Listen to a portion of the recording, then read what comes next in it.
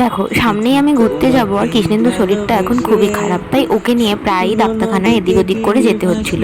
সেই দিন ওর আর আমার একটা রিপোর্ট নিতে যাওয়ার কথা ছিল। রিপোর্টটা তো নিয়ে তারপরে ডাক্তার দেখিয়ে বাড়ি আসবো। তো আমি ওকে বলেছিলাম, যেহেতু আমি ঘুরতে যাব, আমার কিছু খুটখাট কেনাকাটা আছে, তো তুমি একটু আমার সাথে যেও। তো তাই জন্য রিপোর্ট নিয়ে ডাক্তার দেখিয়েই ওখানে সামনে একটা জুডিও পেয়েছিলাম, ওখানে গেছিলাম।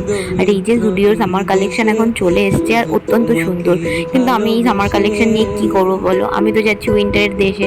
তো এখন তো এই সব জামা কাপড় দেখা আমার কাছে বেকার, কিন্তু তাও কিছু টপস আর জিন্সগুলো দেখছিলাম। এখানে মারাত্মক জিন্সের কালেকশন আছে, আমার তো বেশ পছন্দ হয়েছে, বাট ফিটিংস তেমন নয়।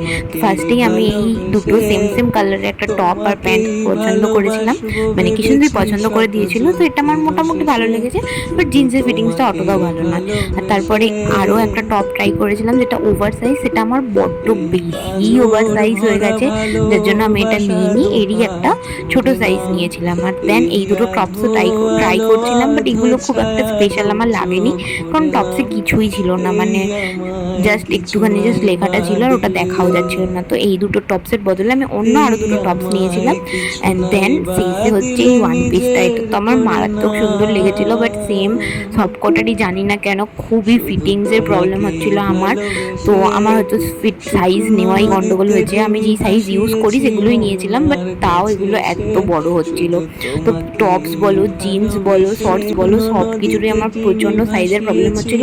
তো আমাকে সবই আবার স্মল স্মল স্মলগুলো হয়েছিল। আর এই যে হোয়াইট ড্রেসটা দেখছো, এটা কৃষ্ণেন্দুরও অনেক বেশি পছন্দ হয়েছিল। তোমরা জানিও যে তোমাদের কোন টপসটা ভালো লেগেছে, জিন্সটা ভালো লেগেছে কিনা, আর এই শর্টসটা কেমন লেগেছে। টাটা। শপিং করার পর খুশি হচ্ছি না।